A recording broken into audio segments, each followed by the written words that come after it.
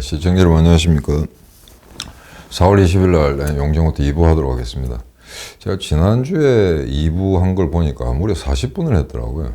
되게 너무 오래 하면 지겹기 때문에 한 20분이나 25분 정도로 하고 절대 30분을 안 넘기려고 했는데 이게 일주일 동안 밀려있던 우크라이나 사태를 갖다가 그렇게 빨리, 제가 말이 좀 빠른 편인데 그렇게 빨리 이야기해도 다 못다 전해드린 이야기도 있거든요. 근데 무려 그때 40분을 좀 넘는 바람에 오늘 좀 일찍 끝나도록 하겠습니다. 그래서 오늘 제목은 이제 좌파들을 조롱하는 방법 이렇게 이제 붙였는데 지금 우리가 이제 시위라든가 이제 조금 그간에 했던 뭐 플래카드스라든가 이런 거 좀 쉬고 있는 상태이기 때문에 가급적이면은 대표님이 막 이렇게 쉬는 기간은 소위 말해서 이제 우리 당원들의 정신무장 또는 우리와 이데올로기적으로 정책적으로 반대편에 있는 세력들과 이제 싸우거나 또는 토론을 하거나 이런 데 논리 정연하는 그런 어떤 그 대결, 대담 같은 걸 할 경우에 우리가 이길 수 있는 방법 그런 것에 대해서 좀 훈련할 필요가 있다라고 해서 이제 사무총장님도 그런 이야기를 좀 들려줄 거고요. 그 다음에 임 변호사님이나 또 다른 분들도 기억에 있을 때마다 그래 정신들이 어떤 그 무기를 벼리는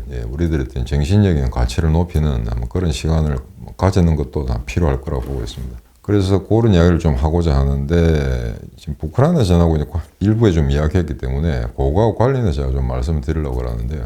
이 참 의외로 우크라이나 전이라는 게 딱 발생했을 때 이거는 명백히 러시아가 약소국가인 우크라이나를 쳤기 때문에 여기는 이제 누가 정의냐 하는 거는 분명히 드러나 있죠. 과거에 1941년 이제 소련이 독일군한테 당했다. 바르바로사 작전에 의해서 세계에서 가장 큰 영토를 가진 대국을 나치 독일이 이제 침략 전쟁을 하는 거죠. 그래서 1945년 5월달이 돼야 그 전쟁이 끝나게 되는데 이 경우에는 사실은 자유주의 진영에 있었던 뭐 프랑스라든가 영국이라든가 미국 같은 경우는 이 극자와 극우 세력의 어떤 근본일책의 대결 여기에서 둘 다 멸망했으면 좋겠다. 이게 사실은 솔직한 자기들이 아마 정신 상태였을 것 같습니다. 그래서 뭐 결국에는 이제 나치 독일이 더 위험한 존재였기 때문에 미국이나 영국이나 연합군이 이제 소련과 손을 잡지 않을 수 없는 그런 상황이었습니다만 제가 독일에 한 5년을 살았는데요. 이제 제 취미도 이제 독일군 전사를 연구하는 게 하나 이건 중요한 어떤 그 소일거리였기 때문에 그 5년 동안 있으면서 실제 2차 대전에 참전했던 군인들을 많이 만났었습니다.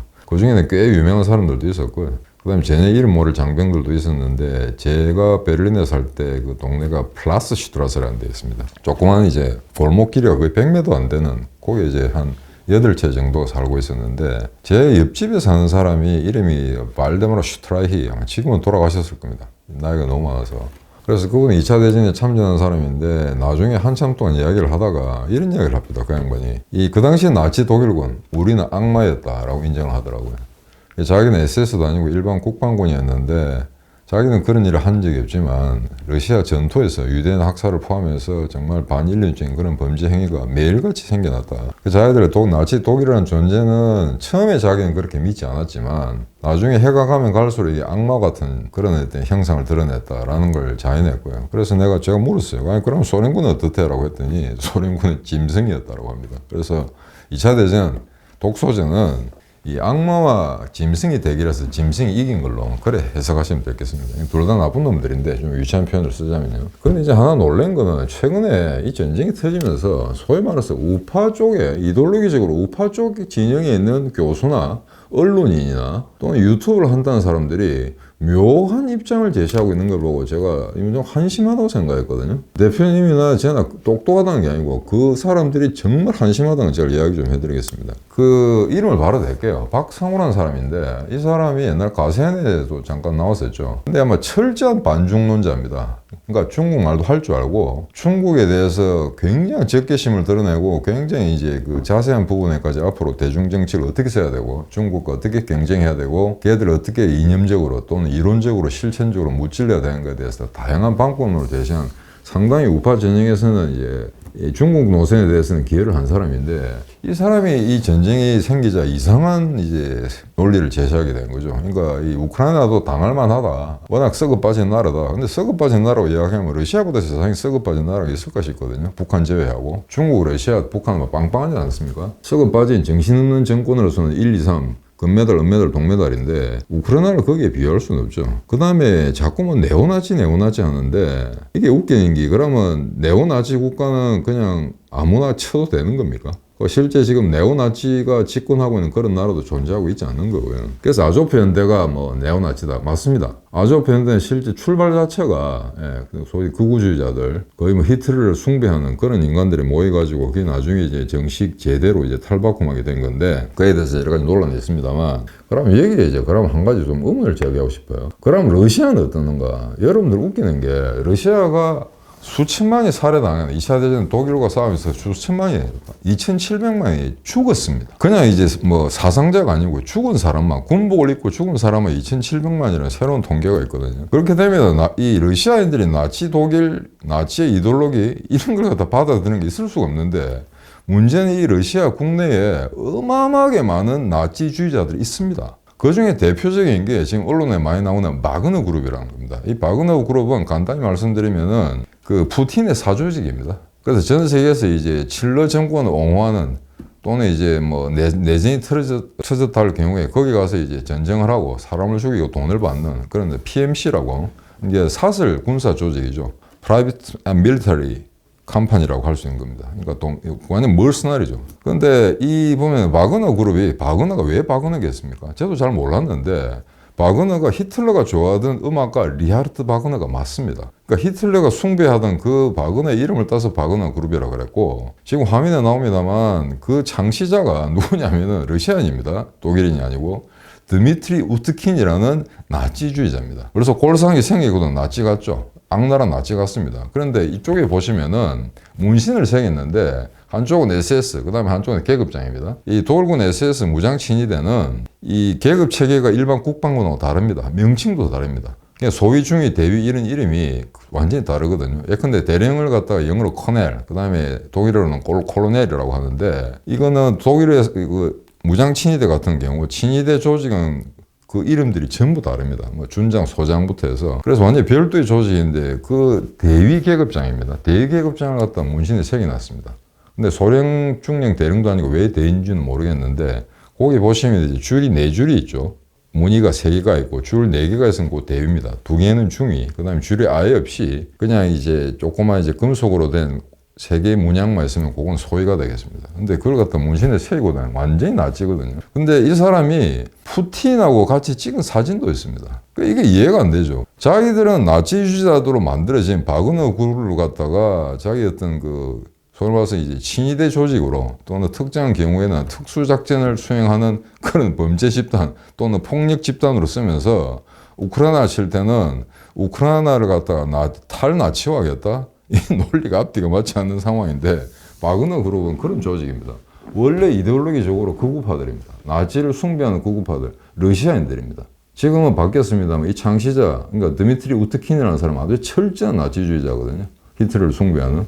그래서 이거는 우크라이나를 나치라고 하는 거는 이거는 어불성설이다라는 것 같아 말씀드리고 싶고, 최근에 헤르손이 아직 우크라이나군에 함락되진 않았습니다만 이 러시아군이 최근에 레닌 동상을 올렸다고 그래요. 자, 이건 뭡니까? 지금 현재 러시아 연방이라는 거는 과거 공산주의가 무너지고 난 다음에 새로 만든 소위 말해서 민주주의적 헌법 질서, 그 다음에 자유선거에서 형식적으로 그렇다는 이야기입니다. 그에 대해서 과거의 소비에트 사회주의 연방공화국과는 전혀 다른 나라임에도 불구하고 과거의 소련 깃발, 그 다음에 소련의 창시자인 레닌 동상을 갖다 거기다 다시 갖다 놓은 이런 어떤 작태를 부르고 있거든요.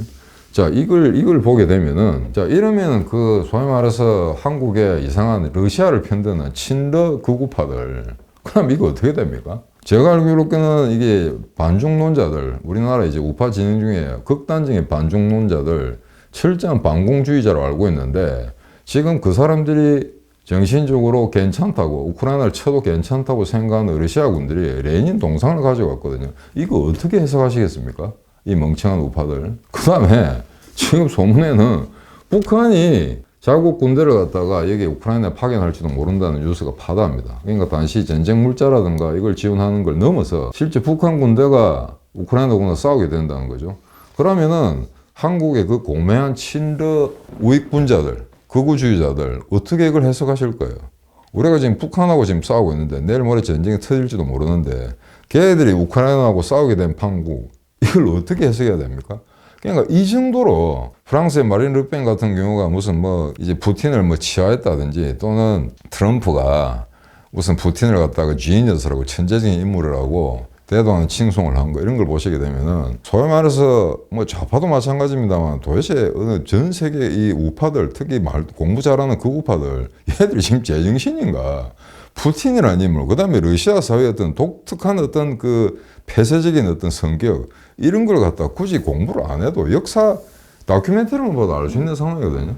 그 다음에 이 푸틴이라는 사람은 과거 구소련 체제의 KGB 출신입니다. 그래서 이거는 뭐 특정한 이데올로기를 가진 건 아니고 오로지 지극히 어떤 권력욕에 사로잡힌 사람이기 때문에 지난 20년 넘게 러시아 사회를 지배해온 사람입니다. 그럼에도 불구하고 북한처럼 그 체제는 민중봉기라는 거 시민혁명에 의해서 무너지지 않는 그런 체제거든요. 자, 그런 체제를 갖다 옹호하고 나섰다. 근데 이제 급기야는 중국이 지원하고 그 다음에 북한이 지상군을 보내서 우크라이나하고 싸우게 된다. 나토와 각을 세운다. 자, 이런 상황에서도 한국의 우파들이라는 사람이 이 우크라이나를 갖다가 지지하지 않고 러시아를 지지한다. 이 사태를 어떻게 설명하시겠습니까? 이 멍청한 극우파 여러분. 제 말이 이상하다고 생각하시면은 제3의 장소도 좋고 여기 잔다리로도 좋으니까 와서 한번 붙도록 합시다. 그래서 이게 이제 박상훈뿐만 아니고 최근에 보니까 기가 차더만요. 그 대표님이 뭐 개괄적으로 잠깐 말씀하시는데 한국일보 매일경제 이런 데서 마치 우크라이나가 러시아가 전쟁을 일으킬 수 있는 빌미를 제공했기 때문에 문제가 있다라고 이야기하거든요. 자, 그러면은 이런 상황 같으면은 앞으로 이와 유사한 사태가 한반도에 전개됐을 때 어떻게 설명을 해야 되죠?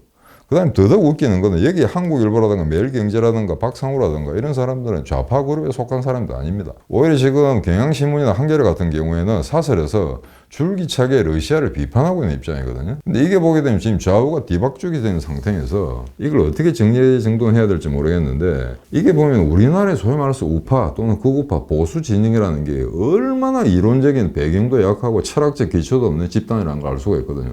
정말 공부 안 합니다, 이 사람들. 세계사는 끊임없이 변하거든요. 그래서 과거 자기가 40년 전에 또는 30년 전에 학교에서 배운 거 그 지식 자체가 그대로 고차가 될 수는 없습니다. 계속해서 변동하는 사회에 그걸 반영 적용시켜보고 일부 지식은 그게 화석화돼서 더 이상 필요가 없다는 거 그런 걸 갖다 계속 인식을 하셔야 되거든요. 근데 이 사람들 지금 얼마나 독서를 하고 있는지는 모르겠는데 인터넷이나 이런 찌라시 언론 같은 데 너무 휘둘리다 보니까 이게 처음부터 스텝이 꼬이는 거죠.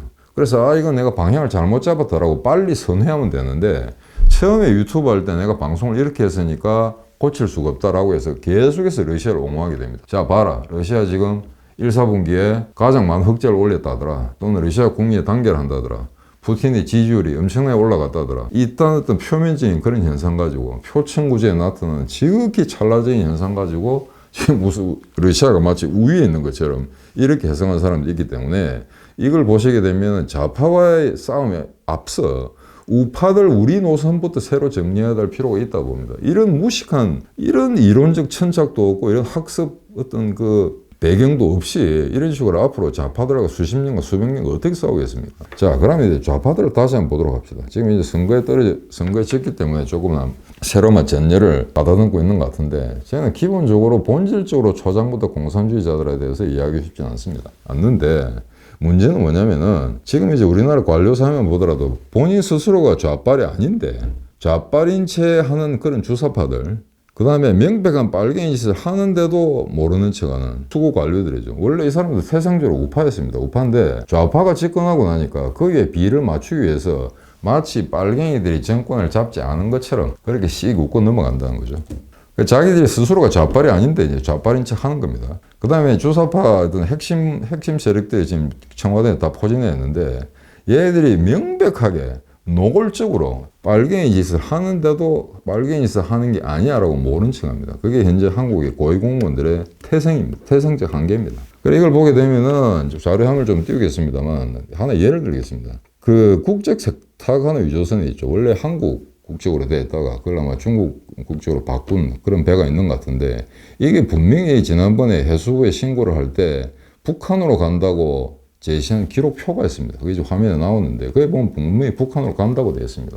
그래서 이게 이제 미국 VOA 방송에서 문제가 있다라고 여러 번에 걸쳐 방송을 했고 미국 조회수도 문제제기를 하고 있는데 한국 정부는 어떻게 대응했냐 그러면은 그거 해수부 자료를 찾아보니까 해수부가 보관하고 있는 원래 데이터에는 그게 중국으로 가는 거로 되어 있는데 외부에 일반인들이 접속할 수 있는 그 데이터베이스에는 북한으로 되어 있다라고 변명을 하는 겁니까? 여러분 이 변명을 믿으세요? 바뀌었어야죠. 만약에 빨갱이들이 이 배가 북한에 가는 걸 감추기 위해서라면 자기들이 갖고 있는 기존 데이터베이스에는 북한으로 돼 있고 일반이 접속할 수 있는 데이터베이스 공개된 데이터에는 그거는 중국으로 써야 되겠죠. 근데 이게 바뀌어 있다? 이게 말이 안 되는 소리죠. 이게 러시아가 지금 반응하는 거나 여러 가지 우크라이나 또는 국제사회 비판에 대해서 자기 스스로 옹호하기 위해서 어떤 내뱉는 어떤 삽질을 하든가 이런 거 극히 유사한 현상이라고 보시면 될 것 같습니다. 자, 이게 우리나라 해수부입니다. 그럼 여기에 국정은 개입 안 했을까요? 해수부 스스로가 자체 판단에 의해서 이런 짓거리를 했을까요? 절대 그렇진 않죠. 청와대는 국정의 지시를 받았을 겁니다. 그러니까 이거는 반드시 어떤 정권이 들어서더라도 지금 정권이 아니라 하더라도 다음에 드는 정권이 하더라도 이 사실은 반드시 확인하고 지나가야 됩니다. 그 다음에 제 개인적인 걸 하나 말씀드리면 우리나라 이게 좌파, 쏘는 좌파가 아니면서 휘둘리는 애들, 좌파들은 휘둘리는 애들 이게 얼마나 철딱선이 없느냐면은 제가 캐나다라고 공관장으로 부임하기 전에 연세대학에 잠깐 간 적이 있었는데 그 벽보가 하나 붙어 있더라고요. 그게 뭐라고 되어 있냐면은 제3차 막시스트 마르크스주의 학술대회라는 겁니다. 막 그건 관계없어요. 마르크스주의라는 게 하나의 학문적 토대라는 게 어마어마하게 이제 큰 배경과 그런 내용을 함축하고 있기 때문에 그런 학술 회의를 하는 것 자체는 문제가 안 됩니다. 그런데 참가자들 보니까 그 중에 맨 밑에 누가 나오냐면은 세월호 희생자 대표가 나와 있는 겁니다. 여러분 이게 말이 된다고 생각하세요? 세월호에 타고 있다 죽은 학생들 다 그러면 민노총이나 우리나라 좌빨들 주사팔들의 자제분들입니까? 이 말이 안 되거든요. 그러면은 한국의 좌빨들의 막시스트 학술회의에 그 사람을 초청한다 그러면은 내가 거기에 왜 가야 되느냐라고 반발해야 될 거 아니에요? 근데 왜 갑니까 그게 대표가? 자, 이런 걸 갖다가 이런 사실을 들어가서 계속해서 모아가지고 평가를 하다 보면은 이제 세월호 있다가 죽은 애들 별로 불쌍하게 느끼지도 않습니다. 그 부모들이나 하는 짓거리들을 보면 말이죠. 이게 진짜 현재 우리나라 좌파가 얼마나 조야한가. 그 다음에 그 좌파도 아니면서 그 좌파에 휘둘리는 세력들, 집단들, 개인들 이게 얼마나 공허하고 영혼이 없는 존재인가 하는 것 같아요. 이런 사례를 들어서도 아마 충분히 이해를 하실 겁니다. 그래서 이게 결론적으로 말씀드릴 것 같으면은 지금 제가 당원들이나 그 다음에 우리 뉴핑을 보는 분들하고 개별적으로 접촉한 적이 있었는데 상당수 사람들이 정확하게 몇 %인지는 모르겠습니다만 이런 오해를 하는 것 같습니다. 과거에 주사파 들어있고 소위 말해서 지금의 어떤 정의당처럼 소련식 사회주의를 우리나라에 도입하고자 하는 그런 사회주의자들이 있었던 것은 분명한데 전두환 정권 그 다음에 5.18까지 포함해서 그 당시에 학생 운동권들은 그래도 민주주의 사회를 희구하고 정의의 가치를 수호하기 위한 그런 어떤 그 평심에서 그런 순수함에서 나왔을 거라고 생각하고 있거든요. 제가 바로 그 세대입니다. 제가 81년도에 대학을 들어갔거든요. 83년에 대한민국에 주사파라는 게 처음으로 등장하게 됩니다. 지난번에 학생 운동권의 계보에 대해서 대표님과 같이 장시간에 걸쳐 말씀드렸습니다만 대표님하고 저는 걔들하고 같이 이제 생활을 쭉 해왔고 지금까지 같이 살아오고 투쟁해온 사람들이거든요. 여러분들이 생각하시는 그 순수함을 가진 운동권 딱 한 사람이 있었습니다. 황장수라는 사람이었습니다. 이 사람은 좌파도 아니고 막시스트도 아니고요. 그 다음에 주사파는 더더욱 아닙니다. 이제 그럼에도 불구하고 김대중이 5명의 어떤 청년 지도자들을 갖다가 초빙하면서 딱 한 사람 주사파 골수 좌파가 아닌 한 사람을 선택했거든요. 그게 황장수란 지금 현재 우리 당의 대표님입니다. 그렇기 때문에 여러분들이 과거에 어떤 순수함이 있을 거예요. 모든 정치적 활동이나 정치적 투쟁, 그 다음에 또 혁명 이런 데서 순수함이라는 건 있을 수가 없습니다. 처음 출발부터 순수함이 있었다고요? 처음부터 그런 건 존재하지 않았습니다. 왜냐면은 거기서 소위 말해서 지금 이제 586 세대들, 과거에는 386이라 했죠. 그 세대들과 대표님과 저는 같이 생활을 매일 360을 매일 같이 생활해오고 밥도 같이 먹고 싸우고 했거든요. 그때 이미 증명이 됐었습니다. 걔들은 남한의 적화가 문제였지 우리나라 민주주의 제도의 어떤 발전 그하고는 아무 관계가 없었습니다. 그 중간에 있는 걸 얘들이 어떤 식으로 프로파간다를 만들었는가 군사 독재 타도였던 겁니다. 그 말을 갖다가 대한민국 적화를 갖다 숨긴 말이죠. 자, 그런 게 군사 정권 타도라고 나오니까 기존에 있는 보수 정당까지 거기에 같이 포함돼가지고 소위 말해서 전두환 정권을 무너뜨리는데 일조한 건 사실입니다.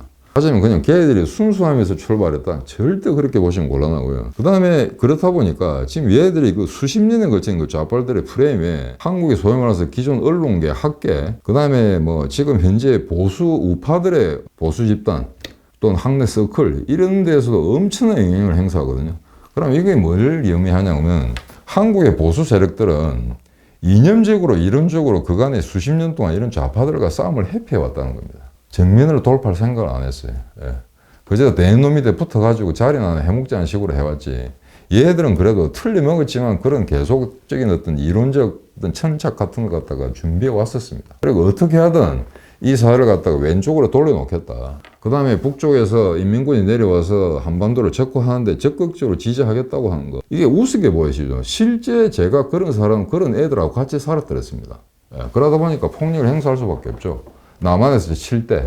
적기라는 그런 어떤 운동권 단체가 소위 말해서 경기 지역, 경기 공장지대를 중심으로 해서 노동자들을 갖다가 선동해서 폭력혁명을 유도하고 그와 동시에 인민군이 내려오는 그 시점이 혁명의 시점이라고 이야기를 했던 겁니다. 실제로 노골적으로 이야기했음에도 불구하고 아무도 믿으려 하지 않았던 거죠. 좀 표현이 과격했네 라고 얼버무렸던 겁니다. 그래서 제가 이러한 사실을 그 당시 안기부에 이야기하고 아는 사람들이 있었으니까 했음에도 불구하고 그 사람들을 설득시키지를 못했어요. 왜? 안기부의 공안당국의 책임자들이 어떤 이야기를 하냐면은 에이 우리나라에 무슨 빨갱이가 라고 한 겁니다.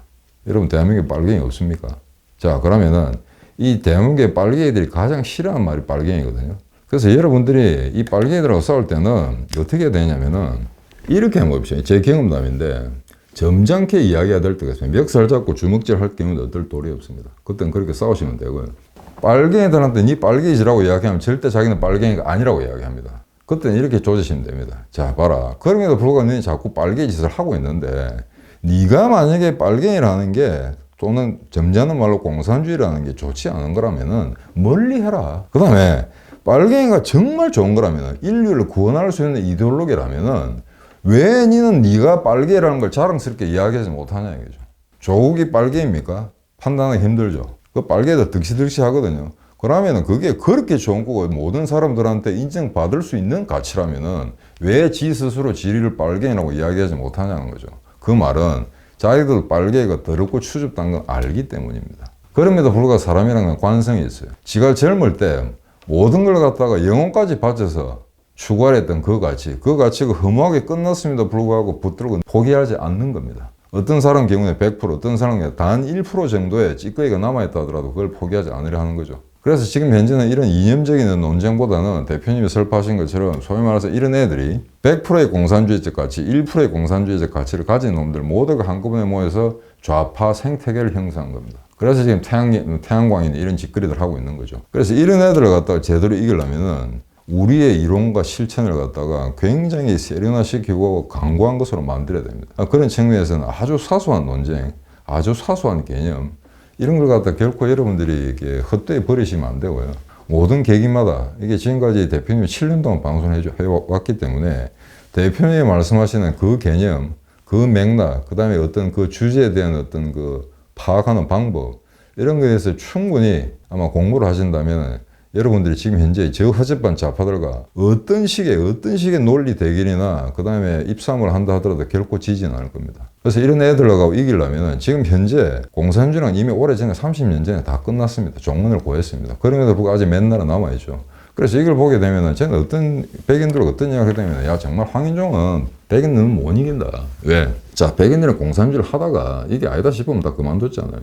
근데 아시아 이제 한국, 중국은 아직도 하고 있잖아요 보면은. 이건 뭔가 인종적인 결함이라는 거죠. 그래서 제가 몇 번 국내에 와가지고 몇 번 강의를 하다가 이런 적이 있습니다. 만약에 이 강의에서 내가 뭔가를 하다 굉장히 과격한 얘기를 하려고 하는데 민족이 국가보다 중요하다고 생각한 사람의 강의 듣지만 나가라 그랬습니다. 그래서 대부분 이해를 못 하더만요. 그래서 그럼 내가 쉬운 말로 할게. 빨갱이 새끼들은 빨리 나가라 그랬거든요. 지금 한번 보십시오. 민족 하는데 자 지금 우크라이나가 러시아하고 가장 가까운 민족입니다. 불가리아나 루마니아보다는. 그 다음에 이 전쟁이 끝나고는 뭐가 있다고 그랬죠? 중국이 대만 칠지 모른다고 그랬죠? 그 다음에 거기에 연계해서 북한이 또 호시탐탐 남침할지도 모릅니다. 이 한번 보십시오. 우크라이나와 러시아, 중국과 대만, 한국과 북한 다 같은 민족입니다. 미국도 마찬가지입니다. 1, 2차 세계대전에 죽은 미군 병사보다는 남북전쟁, 저끼리 앵글로색슨 자기들끼리 싸운 전쟁에서 더 많은 사람들이 죽었거든요. 민족은 다른 모든 가치에 우월하는 개념이 아닙니다. 단지 그런 하나의 층위, 하나의 개념에 불과할 뿐이고 민족적 단결 또는 민족적 속성, 민족적 순수성 이런 거는 시기에 따라서 극우적인 이야기도 될 수도 있고 극좌적인 이데올로기도 될 수가 있습니다. 북한하고 나치돌 같은 게 대표적인 경우죠. 극좌와 극우에서 민족이라는 개념을 어떻게 사악하게 이용해 먹었냐는 거. 그래서 여러분들이 이런 민족에 대한 고정관념 이런 개념부터 탈각시켜야 되고 앞으로 배울 게 한두 가지가 아닙니다만 대표님과 그 다음에 저희 어떤 그 혁명 20일 땅의 이제 간부들이 어떻게 하면 이 학습 효과를 좀 높일 수 있을까 앞으로 이제 좀 더 세련된 그런 방송 체계를 통해서 여러분들에게 필요한 정보를 제공하자 합니다. 오늘 2부 방송 이걸로 마치겠습니다. 감사합니다.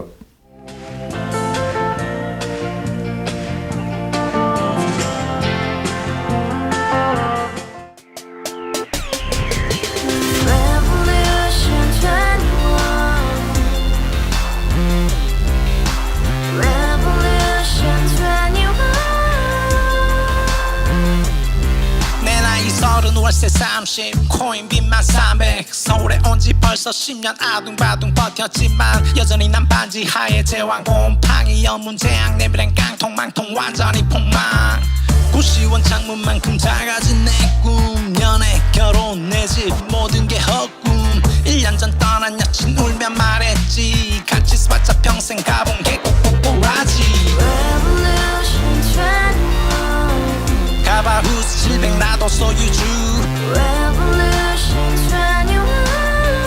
가바후스 700 나의 소주 택시기사 우라부지 마트 캐셔 울어무니 우리 집안 다 털어봤자 후줄 그래 개선민 내밀이 거기서 팍 끝난 거지 팍 더 이상 노력 따윈 괴물이 스펙 찾아서 말리 비오는 날 알바 잘려 맨날 학원 날 개쳐 발려 밤비 내리는 양화대교 홀로 걷고 있을 때 현수막에 아로 새겨진 평당 700짜리 아파트 다같이 소리 질러 혁명 21 가바후스 700 나도 소유주 가바후스 700 나의 소주 We live together in the house, brand new day, and your dream had just begun. Revolution 21, only open happiness. 너의 곁에 내가 영원히 함께. 지금까지 정치인들 입만 열면 찝찝찝 개소리 멍멍멍 쳤다 하면 뻥 잘난 부모 만나 잘난 학교 나오면 뭐 하나 우동살이 꽉 찬 대가리 깡통 소리 텅텅 저 푸른 초원위에 그림 같은 집을 짓고 평상 4천 팔면 뭐해 평생 살 수 없는